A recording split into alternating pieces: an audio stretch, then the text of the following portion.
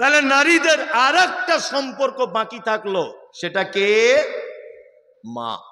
সেটা কে? মা।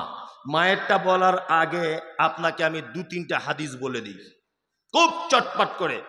আপনার স্ত্রীকে বাড়িতে গিয়ে বলছি, এত তাড়াতাড়ি বলে লোক সব পালাবে, আমাকে অন্তত কিছু বলতে দেন, আমি ঠিক জায়গা রেডি করবো, আপনাদের অত টেনশন নেই। হ্যাঁ, আর যদি বলেন ভেঙে দেবো তাহলে এখনই বলে দিই। না, আমি কিছু বলে নি নাকি না ছেড়ে দিব? কিছু বলি? হ্যাঁ কিছু বলি। চলুন, মায়েরা যারা বসে আছেন, মুহাম্মদ সাল্লাল্লাহু আলাইহি ওয়াসাল্লাম আপনাদের ব্যাপারে যে অফার দিয়েছে পুরুষের জন্য সেটা দেয়নি। পুরুষ মানুষের জন্য পৃথিবীতে এরকম কোন হাদিস আছে? আল্লাহ নবী বলেছে তুমি এই কাজটা করো জান্নাত চলে যাবে, এই কাজটা করো জান্নাত চলে যাবে, এরকম বলেছে? বলেনি। কিন্তু নবীজি বলেছেন একটা নারী যদি 4টে কাজ যদি করে তাহলে ওই নারীটা আল্লাহর জান্নাতের যে কোনো দরজা দিয়ে ঢুকতে পাবে।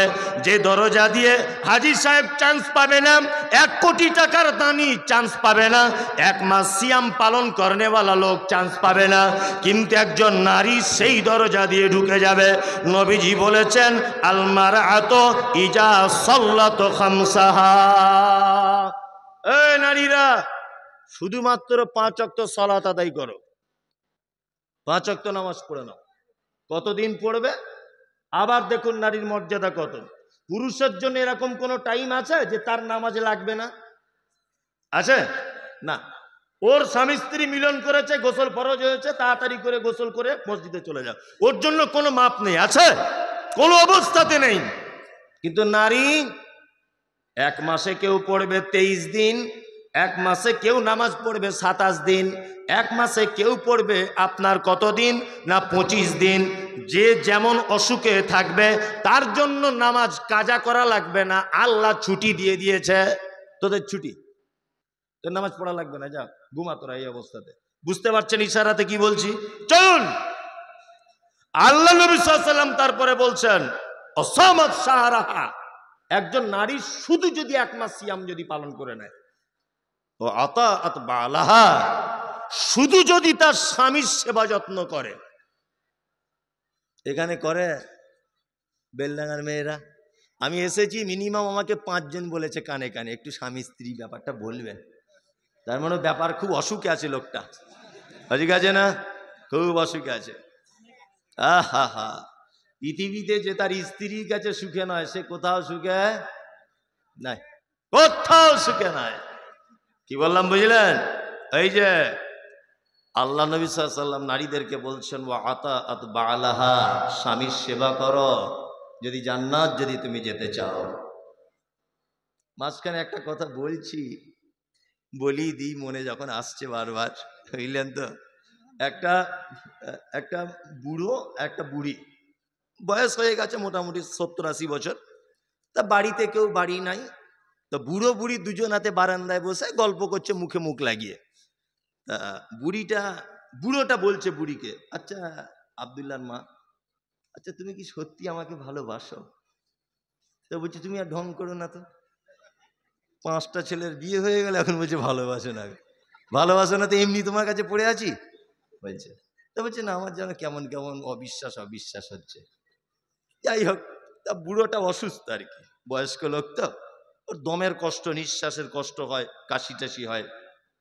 তা লোকটা খুব কাশছে, কাশতে কাশতে তখন বলছে আজ রাতটা মনে হয় আর পার হবে না, আজ রাইল চলে আসতে পারে। এত কাশি কি আর সহ্য করা যায়? ওর স্ত্রী তখন মুখের কাছে গিয়ে বলছে, দেখো বুড়ো বয়সে এরকম দুঃখ দেওয়া কথা বলো না, তোমার ছাড়া আমি কি করে থাকবো বলো, তোমার জন্যই তো আমার অক্সিজেনটা চলছে।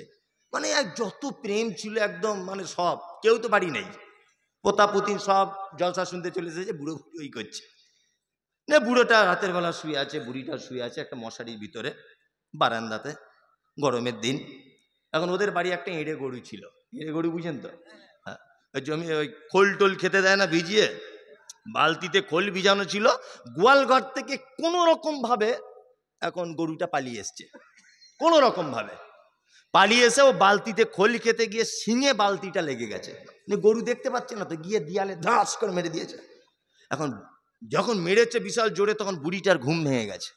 বুড়িটা মশারিটা আস্তে আস্তে করে তুলে দেখছে, কি ব্যাপারে, এরকম প্রাণী তো জীবনে দেখিনি। গরু হলে তবু চেনা যায়, কিন্তু ওর মুখে তো বালতি লেগে আছে, বুঝতে পারছে না। তখন ওই গরুটা আস্তে আস্তে মশারির দিকে আসছে, তখন বুড়ি মশারি থেকে বার হয়ে বলছে, আমার দিকে আসছিস কেন, বুড়োটার দিকে যা। আমার দিকে কেন আসছিস, ও অসুস্থ, ওর দিকে যা। মানে বুড়ি ভেবেছে এই যে বলেছিল আজরাইল আসবে, মনে হয় আজরাইলই আসছে। সকালবেলা বলছে শাকিলার মা, ও শাকিলার মা, সত্যি তুমি আমায় ভালোবাসো? বলছি তোমায় ছাড়া বাঁচবো না। বলছি রাতে এঁড়ে গরু দেখে যদি আমার দিকে পাঠিয়ে দাও, তুমি তাহলে কত ভালোবাসো এটা আমার কাল রাতেই পরীক্ষা হয়ে গেছে। কি বললাম বুঝলে?